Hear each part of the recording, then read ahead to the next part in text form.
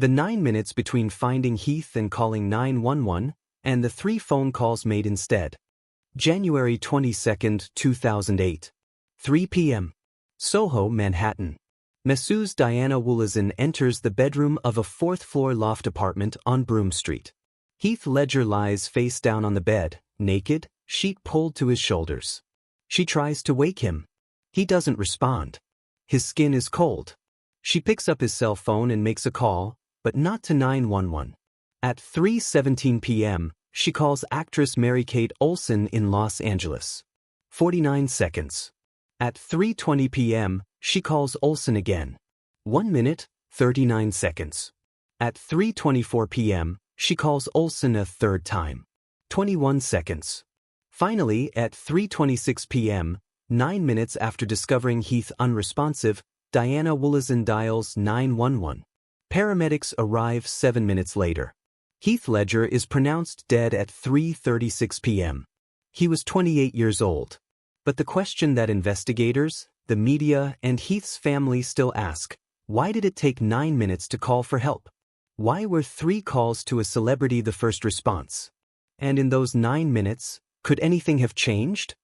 January 22, 2008. 3 p.m. Soho, Manhattan. Masseuse Diana Woolazin enters the bedroom of a 4th-floor loft apartment on Broome Street. Heath Ledger lies face down on the bed, naked, sheet pulled to his shoulders. She tries to wake him. He doesn't respond. His skin is cold. She picks up his cell phone and makes a call, but not to 911. At 3:17 p.m., she calls actress Mary-Kate Olsen in Los Angeles. 49 seconds. At 3:20 p.m., she calls Olsen again. 1 minute, 39 seconds. At 3:24 p.m., she calls Olsen a third time. 21 seconds. Finally, at 3:26 p.m., 9 minutes after discovering Heath unresponsive, Diana Woolazin dials 911. Paramedics arrive 7 minutes later. Heath Ledger is pronounced dead at 3:36 p.m. He was 28 years old. But the question that investigators, the media, and Heath's family still ask, why did it take 9 minutes to call for help? Why were 3 calls to a celebrity the first response? And in those 9 minutes, could anything have changed? Hollywood noticed him immediately. In 1999, he starred opposite Julia Stiles in 10 Things I Hate About You, a teen rom-com that made him a heartthrob overnight. But Heath rejected that path. He turned down lucrative teen movie offers, choosing instead to wait for roles that challenged him. In 2000, he played Mel Gibson's son in The Patriot. In 2001, he anchored A Knight's Tale and appeared in Monsters Ball. Critics praised his range, his intensity, the way he disappeared into characters. Then came 2005 and Brokeback Mountain. As Ennis Del Mar, the closeted Wyoming ranch hand whose love story with Jake Gyllenhaal's Jack Twist broke and rebuilt hearts, Heath delivered a performance of devastating restraint. Every gesture, every mumbled word, every sidelong glance communicated decades of repressed longing. The Academy nominated him for Best Actor. He lost to Philip Seymour Hoffman, but Hollywood recognized Heath Ledger was no longer a teen star. He was an artist.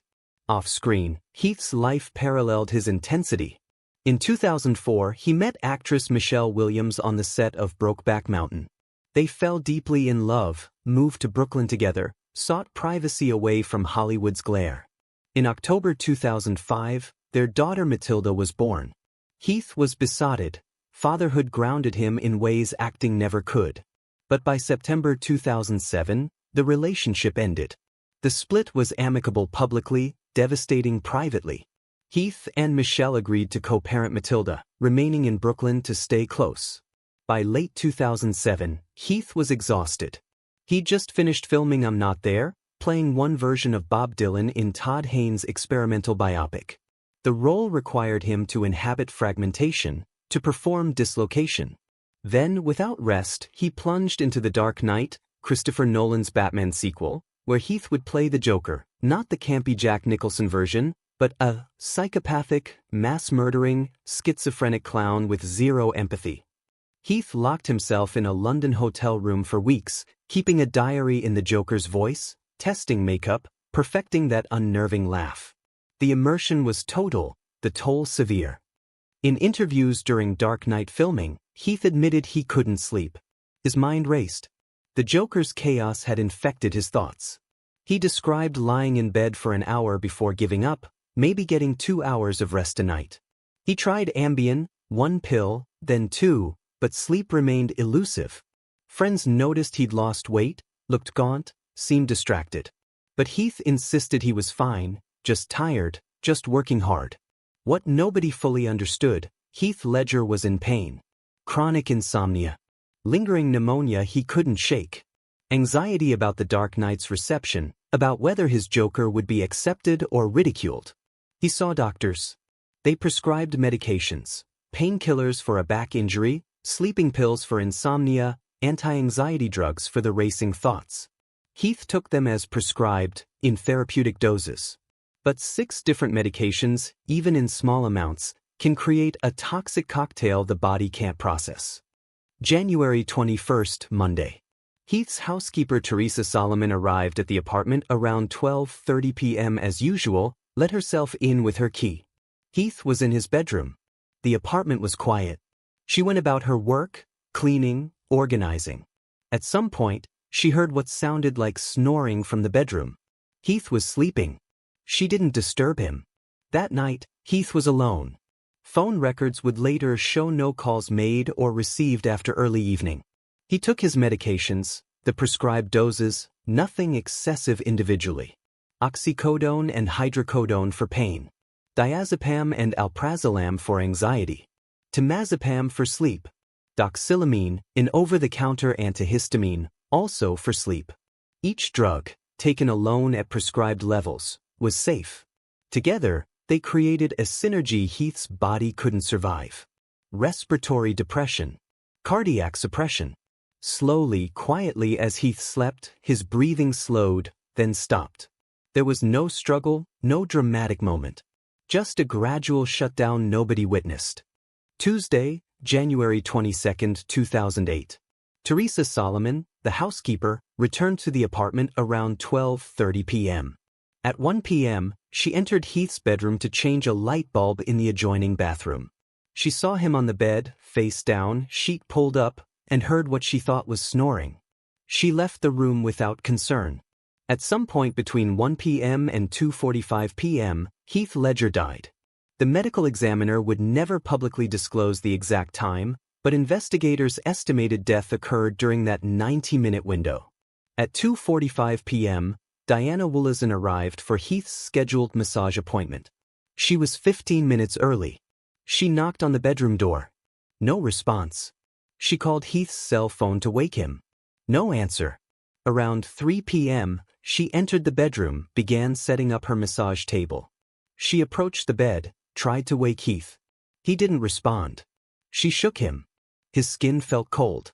Diana Woolazin realized something was very wrong.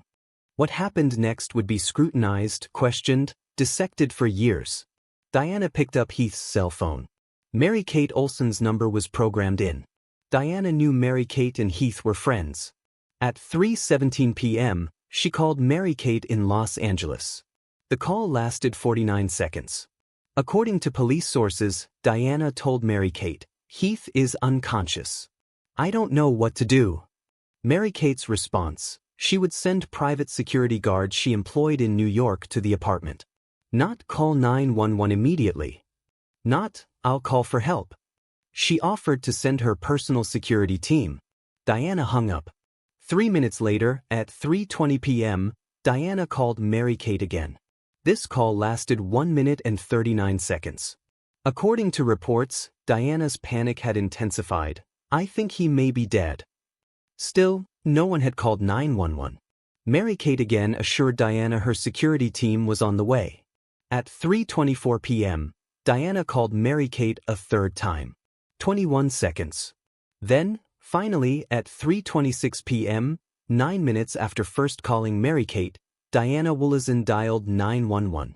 The 911 operator asked questions, assessed the situation, then instructed Diana to perform CPR. Diana tried, moving Heath's body from the bed to the floor, pressing on his chest, breathing into his mouth. But Heath had been dead for hours. No amount of CPR could revive him. At 3:33 p.m., 7 minutes after the 911 call, paramedics arrived at the Broome Street apartment. Mary-Kate's private security guards arrived at almost exactly the same moment, riding up in the elevator together.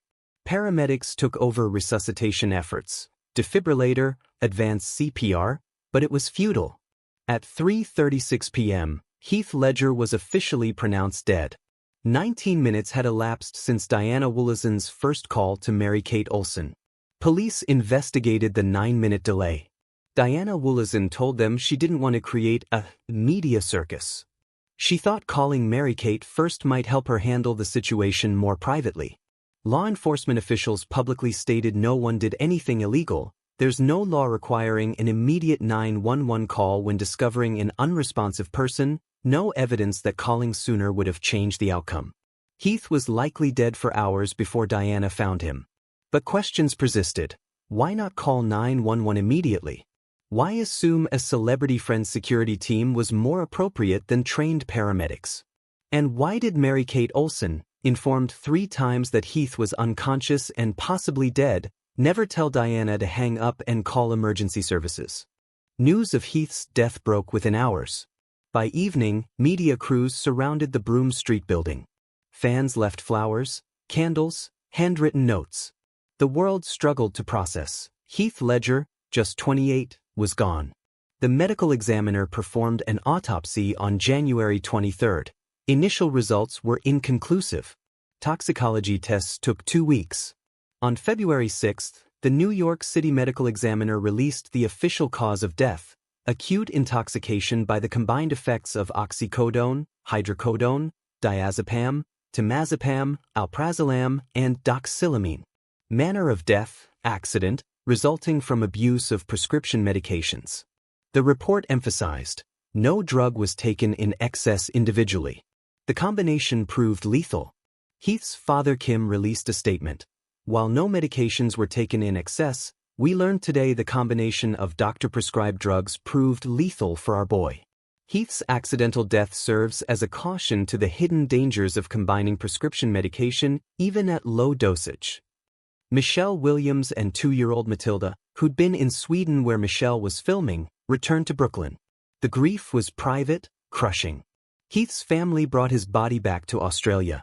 He was cremated at a private ceremony in Perth on February 9. Memorial services in New York and Los Angeles drew hundreds, actors, directors, friends who'd loved the gentle, intense man behind the characters.